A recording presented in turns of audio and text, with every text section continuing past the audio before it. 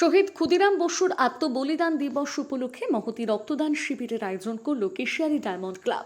মুমূর্ষু রোগীদের রক্তের চাহিদা মেটাতে কেশিয়ারি ব্লকের বিভিন্ন প্রান্তে নিয়মিত রক্তদান শিবিরের আয়োজন করা হয়ে থাকে। আর তাৎপর্যপূর্ণভাবে প্রতিটি শিবিরের সাধারণ মানুষের স্বতঃস্ফূর্ত অংশগ্রহণে সাফল্য আসে। মঙ্গলবার কেশিয়ারি রবীন্দ্র ভবনে বহু বিশিষ্ট অতিথির উপস্থিতিতে আয়োজিত হয় ডায়মন্ড ক্লাবের এই রক্তদান শিবির। ক্লাবের সদস্য সদস্যদের পাশাপাশি এলাকার সাধারণ মানুষও শিবিরে অংশ নেন। এদিন মোট প্রায় ৬৯ জন স্বেচ্ছায় রক্তদান করেন। রক্তদানের মতন মহৎ সামাজিক উদ্যোগের পাশাপাশি পরিবেশ রক্ষার বার্তাও তুলে ধরেন উদ্যোক্তারা।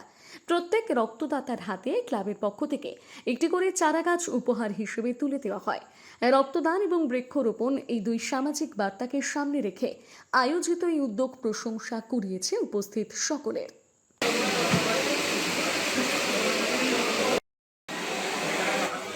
দারুণ জিনিস।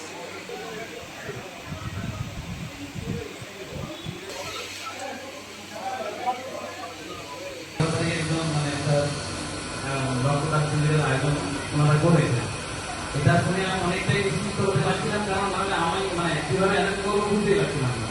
তো দাদারা আমাদের কাছে গেলেন, গিয়ে আমি ওনাদেরকে বললাম যে আমি আমার সাহায্য করবো ওনাদেরকে।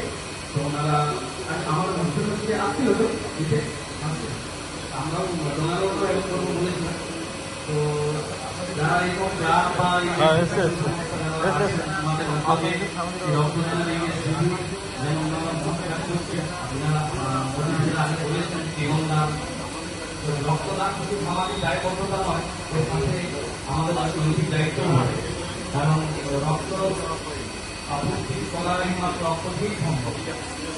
পরিচালনায় কেশিয়ারি ডায়মন্ড ক্লাবের পরিচালনায় শহীদ ক্ষুদিরাম বসুর আত্মবলিদান দিবসকে স্মরণ করার জন্যে মানুষের জন্য মানুষের পাশে থাকার লক্ষ্যে কেশিয়ারি ডায়মন্ড ক্লাবের পরিচালনায় এই রক্তদান শিবির।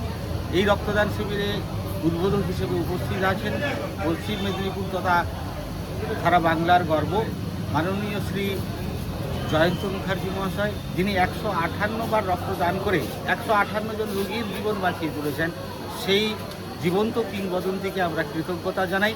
সেই সঙ্গে সর্বস্তরের রক্তদাতা বন্ধুদেরকে আমরা কৃতজ্ঞতা ও অভিনন্দন জানাই।